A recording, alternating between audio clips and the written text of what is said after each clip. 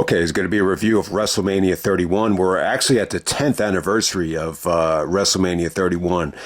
And I think it was definitely a good WrestleMania. I think it aged very well for me. I really do. I really did enjoy watching the show back. I think at the time, I think a lot of people, including myself, were very resentful of the company at the time, especially coming off of, a couple of, questionable WrestleMania decisions over the last couple of years, and especially the Royal Rumble. We're coming off of back-to-back, very questionable, Royal Rumble events where the shows almost started riots, or when you go back to the Royal Rumble of 2015, and when you look at the build to this show, a lot of people just weren't excited about it. It took a lot of criticism. And so I don't think the expectations were that high. But I think if there's one WrestleMania where you were just like, all right, I'll just put it on, and if it's good, it's good.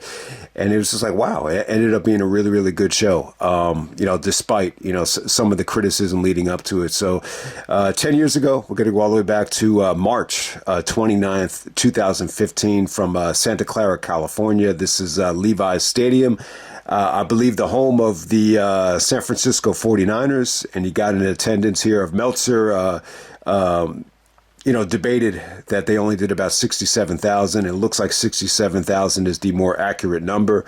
And then we get a pay-per-view buy rate. I don't even want to go into it. I actually had DirecTV at the time. DirecTV was one of the providers that, didn't offer WWE pay-per-views, but still, I guess depending on your cable company, you could order the show. So it did about 259,000 buys. But to me, numbers really not worth getting into. But yeah, here we go back to WrestleMania 31. I didn't watch the pre-show. If you have the Blu-ray or the DVD, they put it on the Hall of Fame disc. The first match was the four-way tag team title match, which Tyson Kidd and Cesaro actually end up winning. They take on Los Matadores, the New Day, and the Usos. A lot of good tag teams there. That match was actually really well received, though. So, yeah, I think you had a lot of good talent there, including Tyson Kidd and Cesaro, who actually go over. The Andre the Giant Battle Royal, which Cesaro won the previous year, and, nothing really came about it. Even Austin, got on Vince about, the lack of execution on Cesaro's push after such an awesome moment.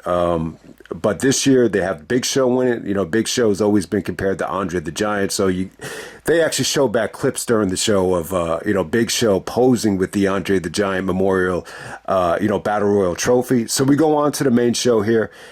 We kick off the show with a bang. We got a ladder match for the Intercontinental Championship. One of the videos I wanted to do leading up to WrestleMania, and I'm probably not going to get around to it now. I wanted to do the IC title matches at WrestleMania from worst to best. That might work a little bit better for SummerSlam. I have another idea for worst to best that I'm definitely going to do. If you look at the Hall of Fame, I'll give you a hint right there. You know what's coming.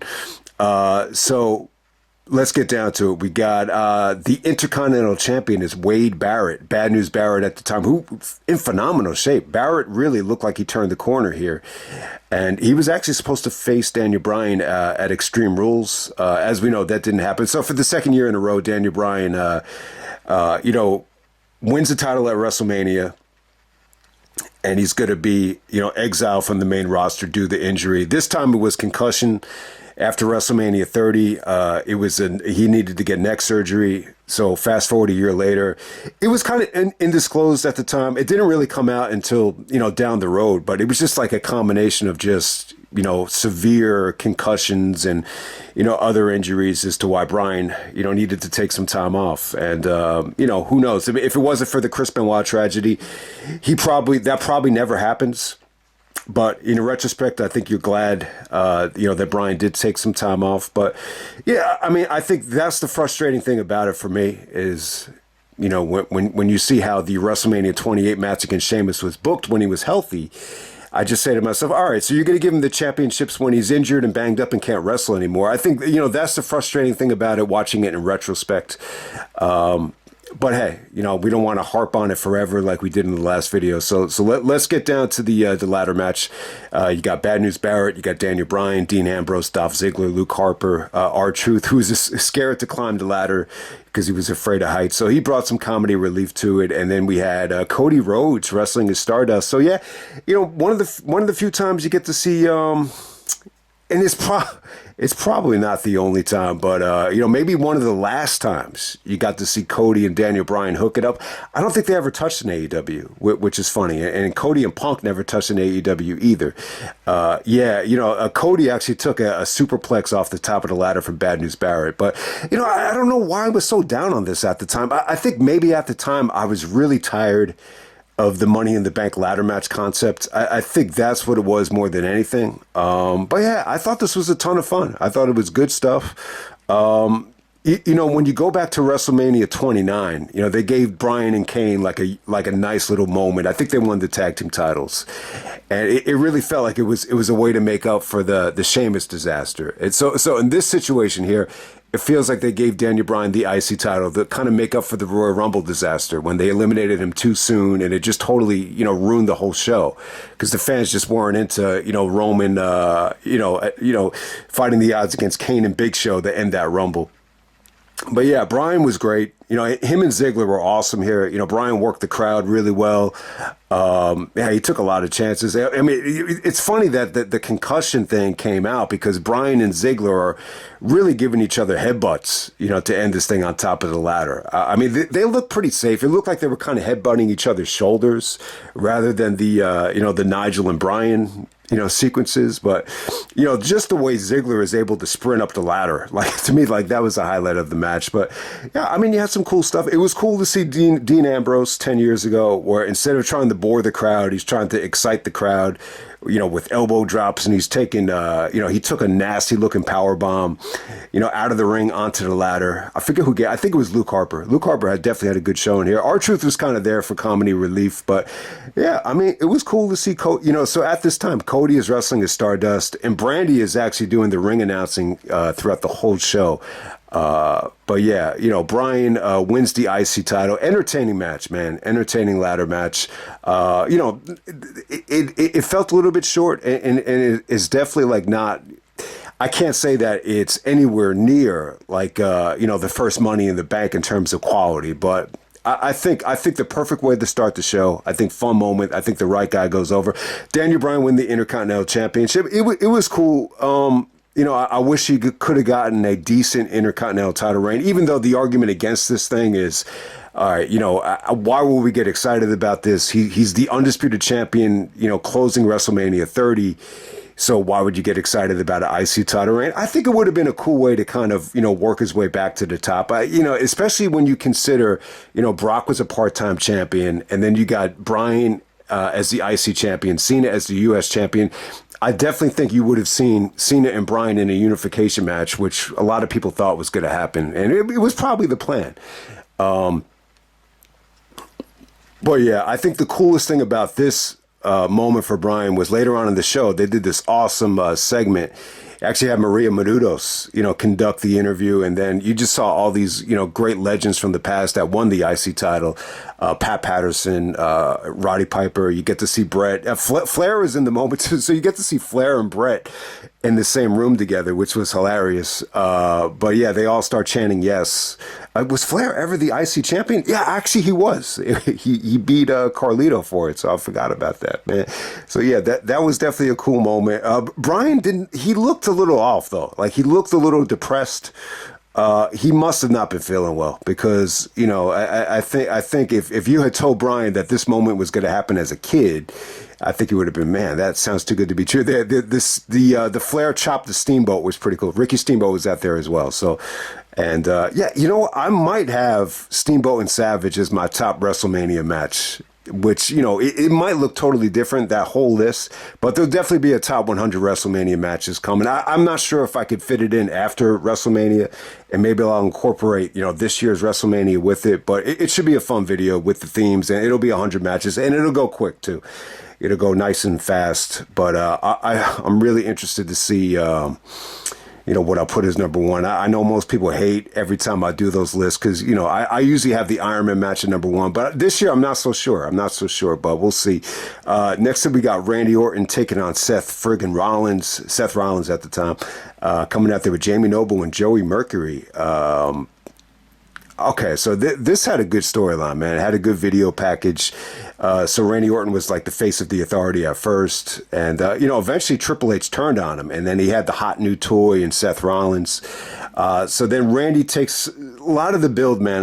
Feels like a blur. So I can't really remember much of it. But the video package did a good job of, setting this thing up. Like Seth is like the new, young, up and coming guy. That's the face of the Authority. And, when Randy comes back, he acts like he's going to obey the Authority and kind of, try to fit back in. And it's a swerve.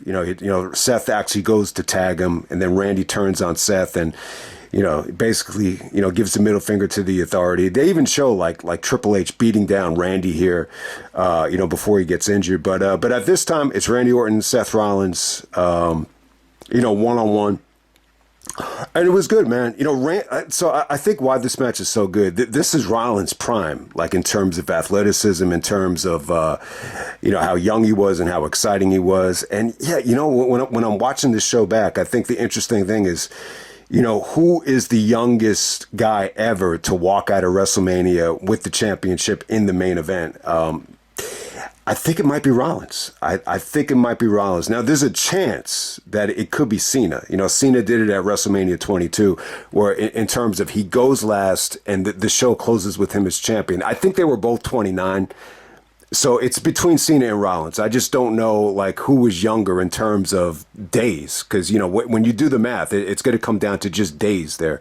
But, yeah, Randy Orton, Seth Rollins, awesome match. It aged well for me. I think at the time, I think a lot of people just had the perception that, it's only a great match if it gets a lot of time. I think when you see the amount of time that it got, it almost felt like a television match. But when I watched this back, I think they packed in a lot of good action into a short amount of time. You got an exciting finish. You had, a lot of, the security guys actually added to the match because, if it wasn't for those guys, you wouldn't have had, the near falls, set up, the way that it was, and they just came off great. So I would say, looking back on it, the Jamie Noble interference didn't take away from the shit at all. And the important thing is, I think with this match, it's probably Randy Orton's best one-on-one match at WrestleMania. A lot of his best matches were triple threats. We know that he's had some disappointing matches, but in this situation here, he was forced to wrestle, a me against the world kick-ass style because he's going up against the Authority. So there's really not a lot of room for like rest holds and slowing the pace down. So you don't get the Randy Headlock Orton, typical WrestleMania performance. So he had to up the ante here. So, and I think it paid off, especially when you have Seth in his first big WrestleMania one-on-one match, trying to steal the show. So the combination of both, I think, just made this really, really cool. And they gave you your money's worth. Even Randy here, busted out some nice T-bone suplexes. He just wrestled this thing with a sense of urgency that he normally doesn't wrestle with. And, you got the big, Seth kicking out of the RKO. Then you got Randy kicking out of the curb stomp. Yeah, and Rollins even had some really nice high spots too. The springboard moonsault came out of nowhere. And then the finish is just it's dope as hell. It really, really is dope. Rollins is after the security guys, were kind of out of the equation. Seth actually goes for the big curb stomp.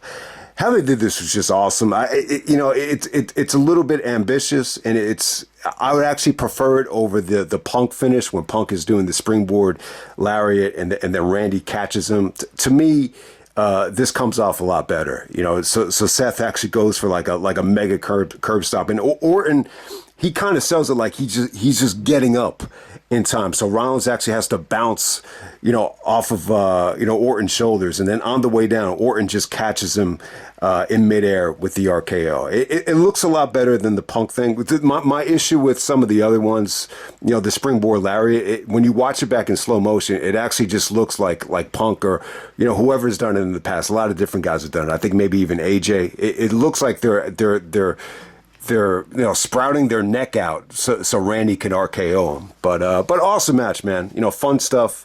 And, I think the length was perfect. I think they were able to have a 4-star match in under 15 minutes when I look back on it. I think it was good stuff. I think it's, rock solid is the, expression a lot of people use for this at the time, but I would even give it more credit than that. I thought it was good stuff. Definitely, I think, maybe Randy's most entertaining one-on-one match at WrestleMania. And he's had a lot of matches. I mean, he's had over 20 matches at WrestleMania, but this might have been the best one-on-one. But, it's not Randy Orton's best match at WrestleMania because he's had, I don't know, how many triple threats has he had? He's had at least 3 of them, maybe 4. But we're going to move on to Triple H versus Sting. This is the dream match that should have happened at WrestleMania 20.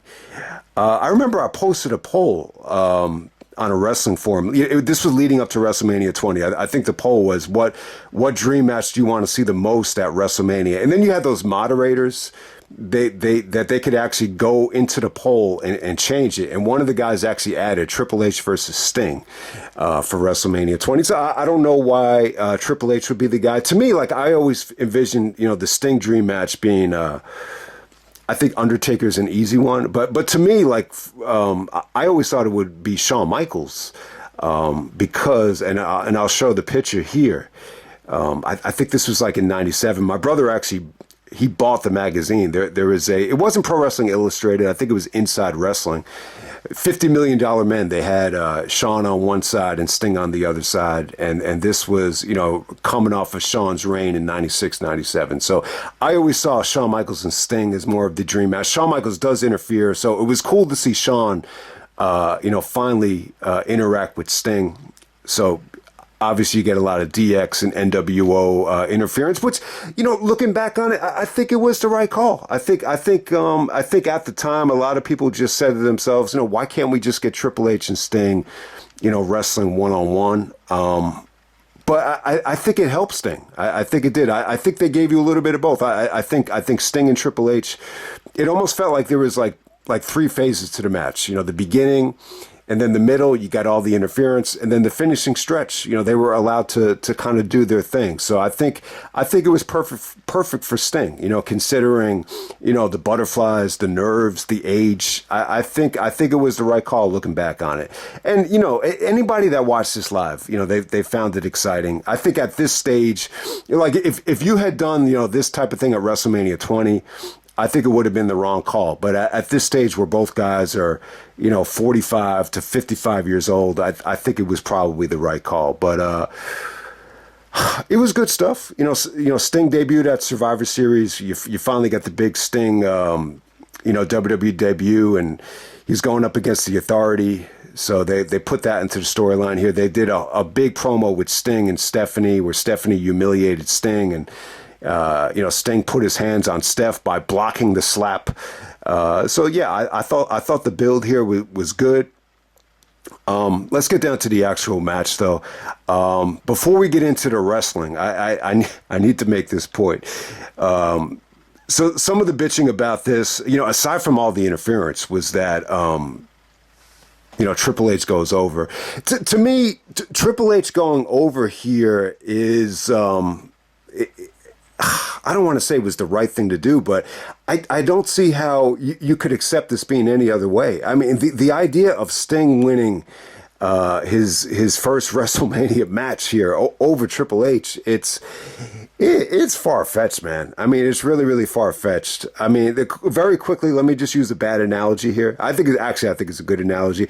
It's almost the equivalent of, this girl wanted to go out with you for years, and then after years, you finally decide you want to go out with her, and by that time she's already got like a boyfriend. So, if she actually dumps the boyfriend and goes out with you, it's almost like, it just doesn't feel right. It feels weird. So that's kind of the analogy that I would use for that, but. Think about it, man. Sting has really no connection with the WWE other than Ultimate Warrior. So, I mean, the idea that Sting would just, not come in during the invasion, give his reasons why, and not come in for 14 years and choose to go to the TNA over the WWE and then just, somehow, some way get a victory over Triple H, somewhat not necessarily the face of the company, but the most powerful guy in the company. I just think you're asking for too much there. I think what they did with, bringing in the NWO guys and bringing in the DX guys, I think it kind of softened the blow. I think this would have felt like it hurt a lot more if it was just straight up one-on-one and, Sting loses to Triple H clean. I think that would have been more of a blow to the ego, but I think Sting was cool with it.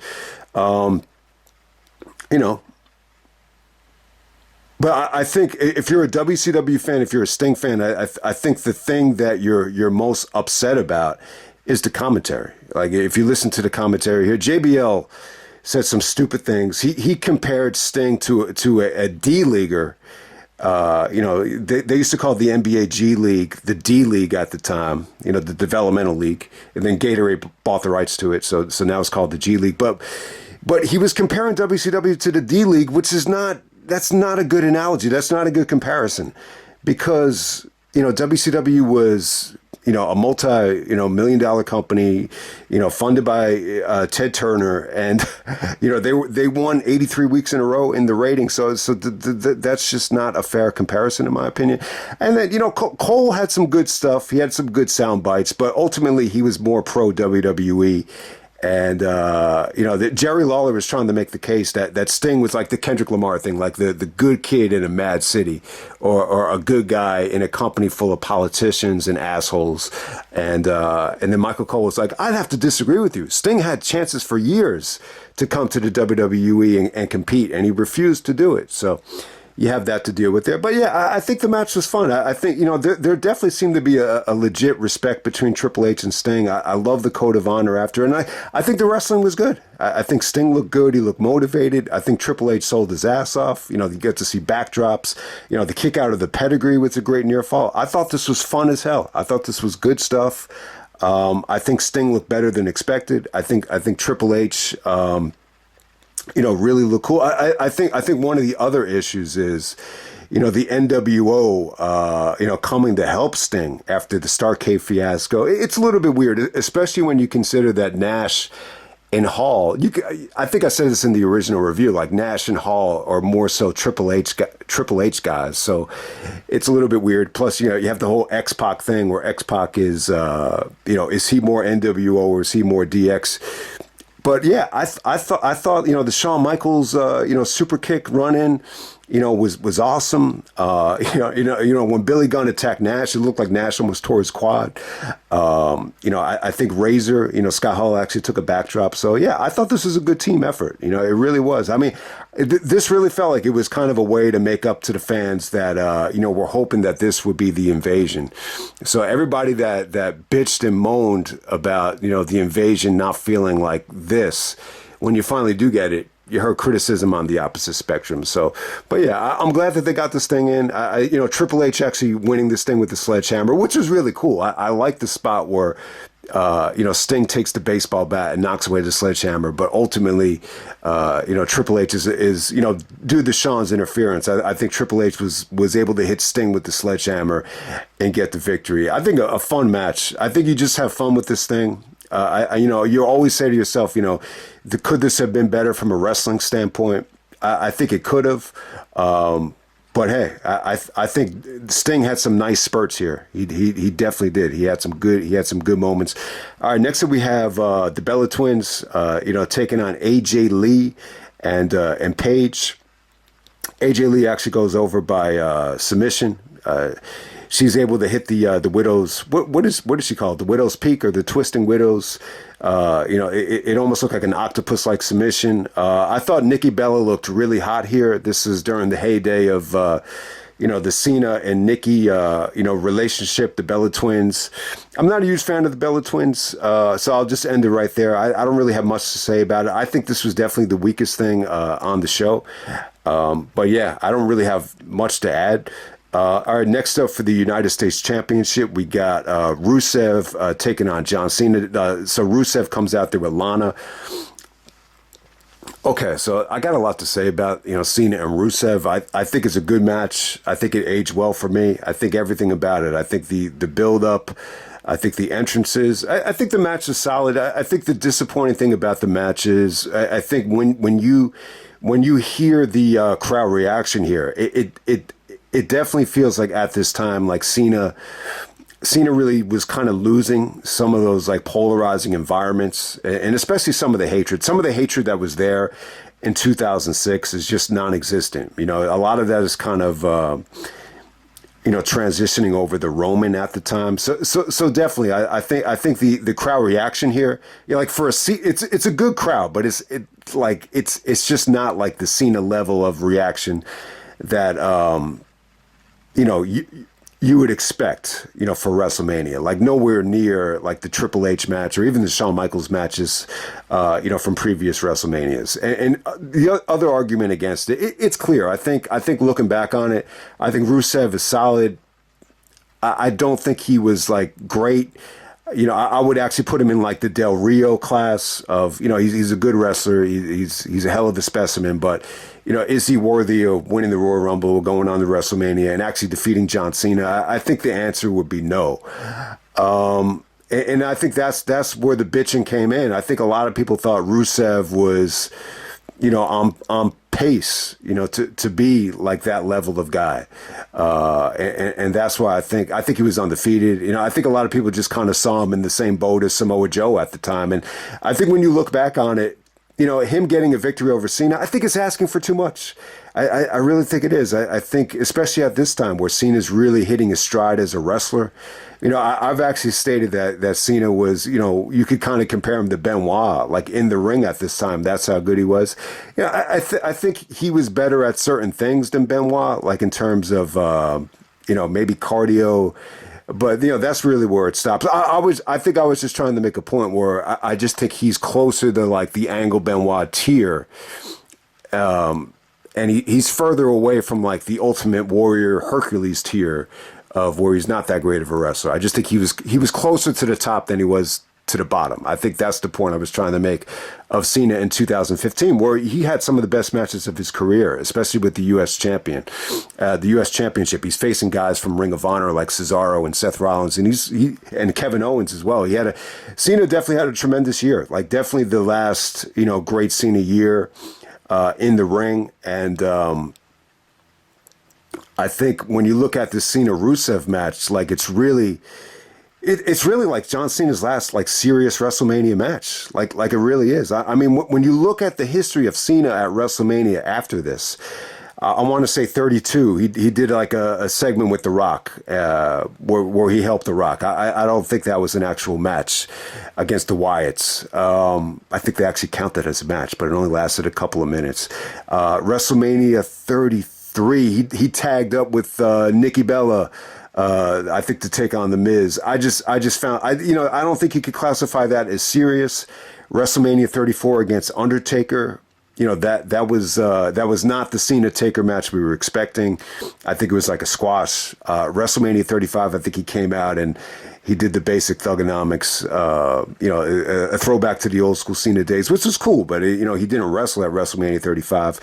I think 36 he wrestled Bray Wyatt in what was, a cinematic match. I don't think it was an actual match. I don't think Cena was at 37. Was he at 38? I'm going to say no. I think he wrestled Austin Theory at WrestleMania 39. That to me that was a joke. I wish it didn't happen. And obviously Cena was not at WrestleMania 40. So yeah, you'd have to go back to WrestleMania 31 to find John Cena's last real, competitive match at a WrestleMania, and it's against Rusev. The funny thing about this match is I think, the match at Fastlane where Rusev won was great, actually. It was definitely a great match. If you look at some of the star ratings, I think most people actually rated that 4 stars, and Rusev actually did make Cena pass out with the camel clutch, which they called it the accolade, if you remember that finish.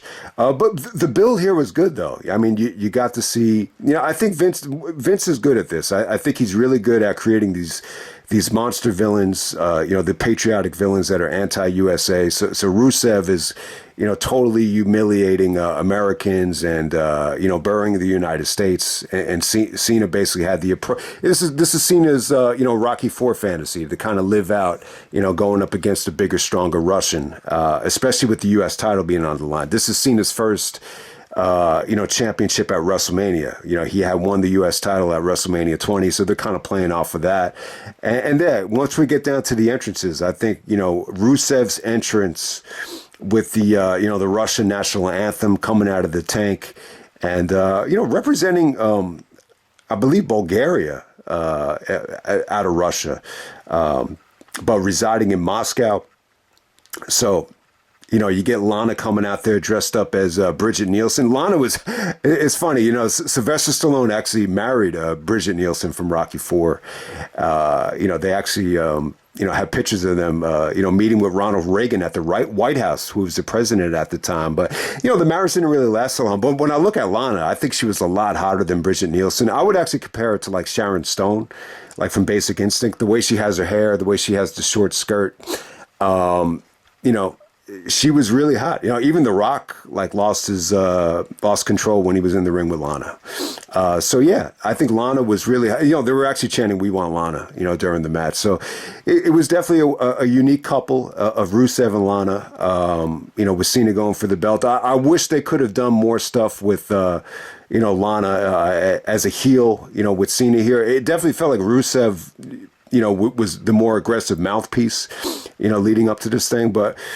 I think one of the other arguments against, and they even asked John Cena, do you look at this match like it's a demotion, compared to some of your other WrestleMania matches, especially, coming off of the series with The Rock? I mean, it probably felt like that to some people, but Cena said absolutely not.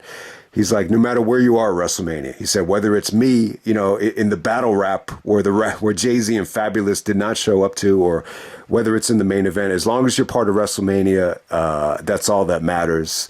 So that's the approach that Cena took to it. And it was good, man. It was a fun match. I think the biggest thing missing from this, to get to the great, amazing level is, I think Rusev could have used a big monster finish, to really get the fans into it, like a finisher, like a powerful finisher. A lot of his stuff was, a knee to Cena's face, an extension of a kick to Cena's face, but there wasn't that one big powerful finish where you thought Cena might have been done. He kind of resorted more to the the camel clutch submission as the main finisher. So I think that's the biggest thing working against it. It's a little bit slow paced too. It felt like Rusev was definitely carrying a little bit more weight at the time, and it felt like Cena had a lot of mass to move, and I think that kind of hurt the mobility of it. I just don't think this captured Cena's, wrestling skills quite as much as the Kevin Owens matches, for example. But I mean, it was cool stuff. I mean, really, really stiff. That stiff knee that Cena took looked like it hurt. Cena landed on his neck a couple times here, but it just never got going into that next gear. But it was fun. I think the finish is definitely fun looking back on it with Lana getting knocked down. It's PG, so they don't follow Lana. They don't follow Lana getting knocked down with, the short skirt and everything. They just kind of transition to Cena hitting the FU or attitude adjustment on Rusev, which is the right finish. It's the right call. Didn't go into overkill mode, which was good. But I think that the spot that really people remember most, from this match is the springboard stunner. When Cena hit the springboard stunner, I guess this is the first time he did it, because Michael Cole's like, I've never seen Cena do that before, and it actually got booed.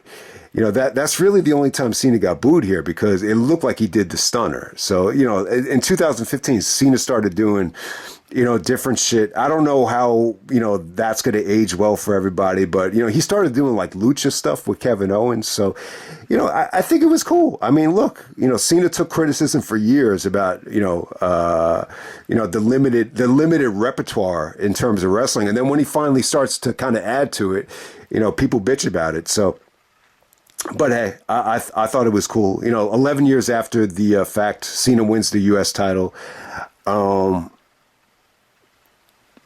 when you see what could have been, I think it was the right call. Ultimately, you didn't get the Cena Bryan unification match. You ended up being against Rollins at SummerSlam. So good stuff there. And not one of Cena's better WrestleMania matches, but I would say like his last real competitive, solid, WrestleMania match. There's no doubt about it. And then we're going to move on to Undertaker taking on Bray Wyatt. No video package here. I guess this is the Undertaker's first match in a long ass time. Since WrestleMania 30, where he was clearly, not clicking on all cylinders. And, when I watched that WrestleMania, I didn't watch the WrestleMania 30 match again, but when I think back to it, I think my biggest problem with it is like, if you wanted to have the streak end, you just wish it could have come at a time like when Taker was healthy and where the match was like great. I mean, when you see all those great Undertaker matches, from WrestleMania 21, the WrestleMania 29. I mean, they were all great. So you just wish the streak could have been ended in a great match, and I think that's what takes away from it. Brock winning, I think there was a honeymoon period where you were cool with it, but I think over time, I think you really wish, you could have got that Undertaker Cena match in there somehow, some way. When Taker and Cena finally did wrestle, I don't think anybody cared, and it wasn't much of a match. And it's one of the biggest what ifs. It's like, why did this never happen? Undertaker and Cena with the streak on the line. People had said, this should have happened at WrestleMania 27. It could have happened I think it should have happened at WrestleMania 29. I think you flip flop the Punk Taker, Cena Rock situation and just have Taker face Cena there. I don't know why it never happened. I mean, the only reason I could give you is I think Vince did not want Cena to lose to Undertaker, with the streak being on the line, and I think. I don't think Cena wanted to break the streak. I think that has more to do with it than anything. But man, I think they lost a lot of money. I mean, they left a lot of money off the table, on the table by not doing, Taker and Cena. It really would have been an awesome environment, especially with the streak on the line. I mean, that's the one match that I think they really robbed the fans of. But we'll never know why. But I think at this point, Taker's starting to break down. So, the fact that it didn't happen here, it's a little bit too late. So I think Bray is one of those guys where I think this match would have been more memorable if the streak was still going at the time. I think Bray ending the streak, I think in a lot of ways it would have made sense because, when you're looking at Bray Wyatt, he's very reminiscent of Mankind, very reminiscent of Mick Foley. Foley's a huge, supporter of Bray Wyatt. Foley and Taker it might be Undertaker's best feud, the Undertaker-Mankind feud. So in a lot of ways, it was a full circle moment, for Bray to face Taker. And a lot of people even compare Bray Wyatt to Undertaker in the past. So it felt very natural. I think, so they didn't have a video package here. So you didn't get to see Bray cut any promos on Taker. So I'm assuming they cut the video package because this is Taker's first match back. So there was really nothing that they could show with Taker other than just Bray Wyatt promo. So Bray kind of had to carry the whole thing by himself on the mic, which we've seen time and time again over the years. But I guess that's why they didn't get the video package. But overall, I think looking back on it now, I think the match was good. I think it was really good. I think at the time, if you're trying to watch this thing on the network and watch the show in its complete entirety, I think we reached a point in the show where, it started to drag a little bit. I think it was slow at some points. But yeah, I think Taker and Bray was pretty good, especially when you consider the fact that, the streak is, it's done with. So, if Bray does win this match, the streak is already broken. So why would you care about it? I think it was cool. I think it was cool. I think the fact that Taker won this match, I think it kind of,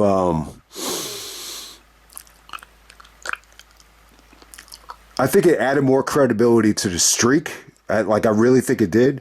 I think if Taker took the approach of let me just put over everybody on the way out, I think I don't think it would have been effective, and I think it would have felt a little bit weird. But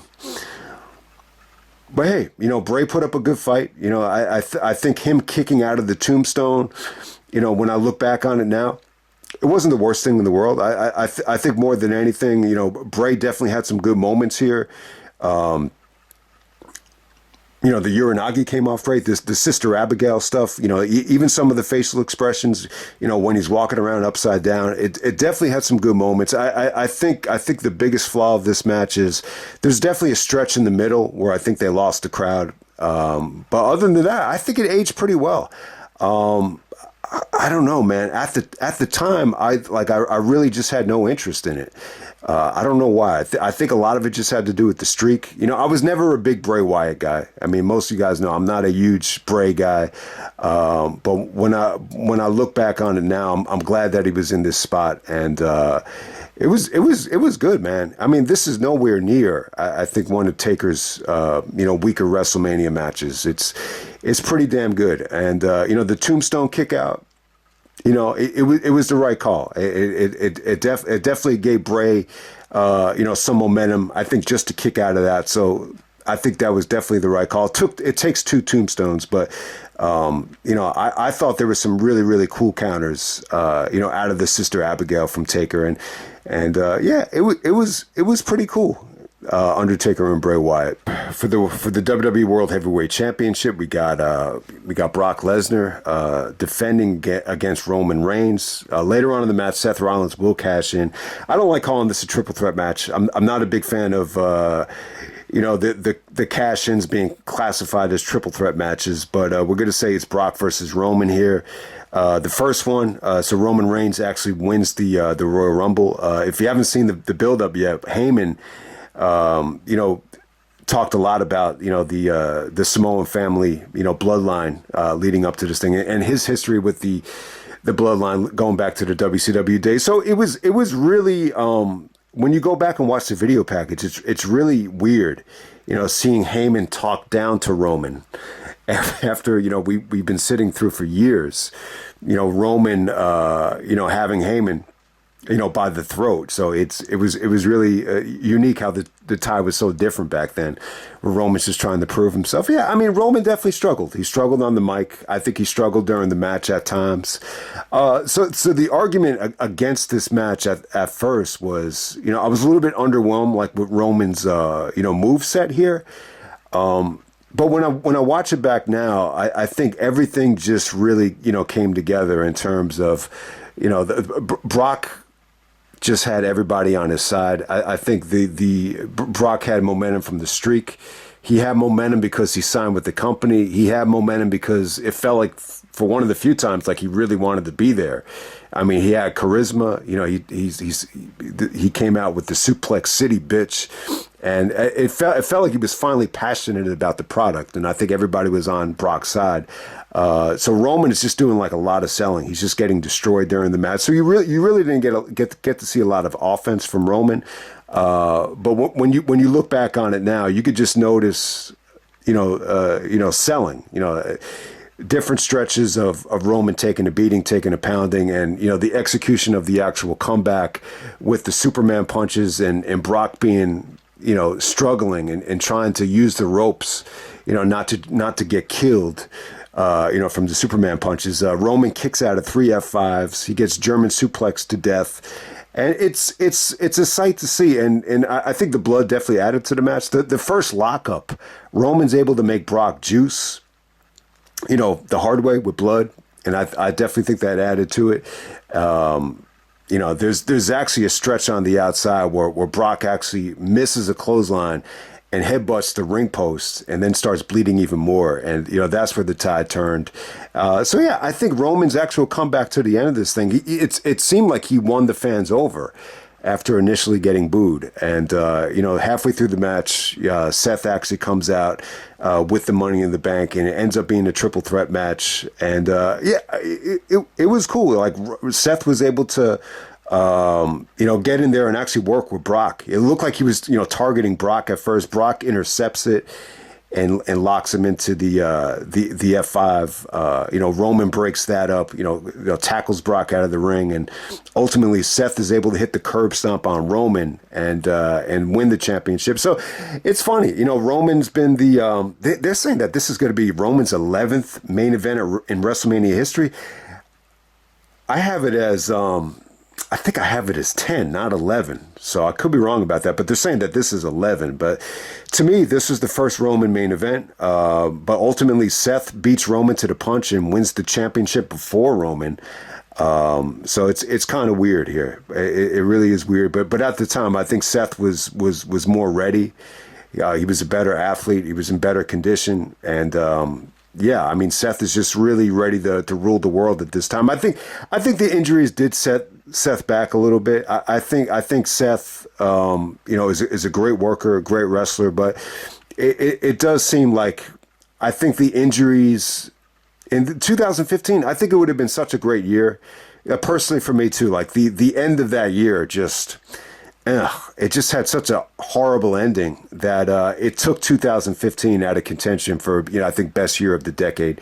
And the Rollins injury to Kane, I definitely think it darkened the year, and I think it kind of hurt Rollins' career. I think if Rollins had stayed healthy, I think he would have probably entered that upper tier, but it just doesn't seem like he gets the respect of being in the upper echelon. I think he's kind of right in the middle between the top of the tier and maybe the second tier of workers. Doesn't necessarily get the AJ Styles, Shawn Michaels level of respect, but hey, he was able to win the championship here. It was a hell of a moment.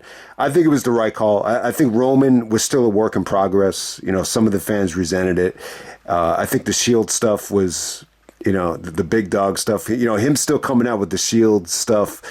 I think they should have moved away from that a lot sooner. I think it took time. I think it took the pandemic. I think it took getting sick. I think it took Heyman.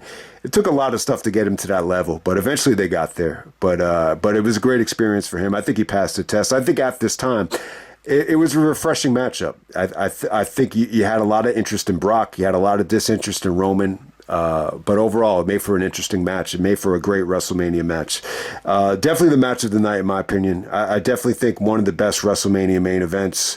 I would definitely say it's probably the best WrestleMania main event that's not in the A tier of WrestleMania main events, if that makes sense. But yeah, I think the story is Seth here. I don't think Seth deserves credit for being in the main event here. But hey, I think him winning, it ruffled a lot of feathers. I think Punk was the one that came out and said that wrestling was fake after Rollins won this thing. So it was probably a bittersweet pill to swallow for Punk. Deflating to the ego. Listen, I think Punk was a huge, Seth supporter at first. But did he feel like Seth deserved, to main event WrestleMania and close the show before he did? And the fact that Seth is able to do it, not even 3 years into the company, it's a blow to the ego. And, like Rick Pitino said it, he said that the ego stops the work. So you could put the pieces of the puzzle together. So, but ultimately it all worked out. We're going to get to see Seth, Roman and Punk in the main event of WrestleMania with, Paul Heyman being on CM Punk's side. So it looks like, we might get to see Seth and Heyman realign. So you got Brock in this match. So, it'd be interesting. Brock has ties to this situation with Heyman. You're talking about The Rock. I forgot to talk about The Rock and Ronda Rousey segment. And I'll end the review talking about that. But, you got the situation with Rock and Roman, and maybe The Rock finally gets involved, and we could expedite the Rock and Roman Reigns feud, which maybe just never happens. Maybe it never happens. Just like Rock and Triple H never happened, the rematch, and maybe the Rock and Brock, that never happened. The rematch, which was supposed to be, I think, at WrestleMania 30. So, but yeah, that's WrestleMania 31. I thought it was a great show. I wanted to say WrestleMania 30 was more historic and more memorable, but when I watched this back, WrestleMania 31, it's definitely one of the more well-rounded WrestleManias where you just got very little filler. There was nothing on the show that was bad. Even the AJ match, I thought it was fine for what it was, and I think it's a very well-rounded WrestleMania. WrestleMania 28 wasn't well-rounded enough for me, and that's what 31 has on 28. But I think 30 had some rough things about it. I think that the Taker streak thing, I think that kind of holds 30 back. So yeah, maybe WrestleMania 30 versus 31. I thought it was automatic that it was 30, but maybe not so much. It seems to me like WrestleMania 31 gets more love than any other WrestleMania in the late 20s and even the early 30s. So I can't complain about it. The show was a lot better than expected. It was a fun show. It gave you great moments. I think it did give you a great match. I think Brock and Roman is their first match here at WrestleMania and their very last match at SummerSlam 2022 when Triple H first took over the booking.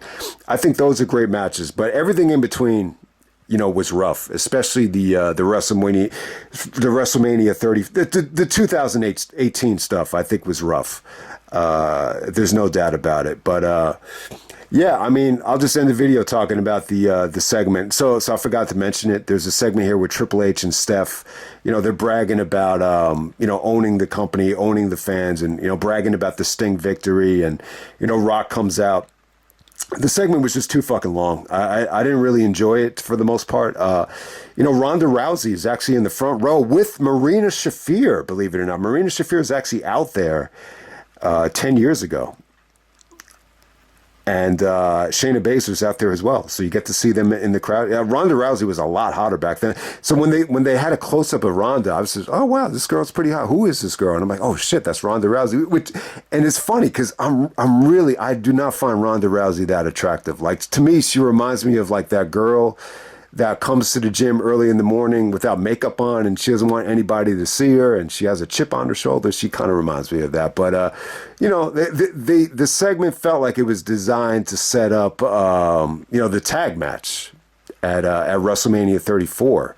But ultimately, Kurt Angle ended up taking The Rock's place. So, yeah, that's another match. So I don't think they ever really planned on Triple H and The Rock one-on-one. It was probably going to be the tag match, but, Kurt Angle took The Rock's place. So it had me thinking about the Kurt match. But, Stephanie stole the show in the segment. I think Steph's mic skills and her confidence, the makeup, the evilness, I don't want to say sluttiness. I know because of Jericho, you're always going to classify Steph as like an evil slut.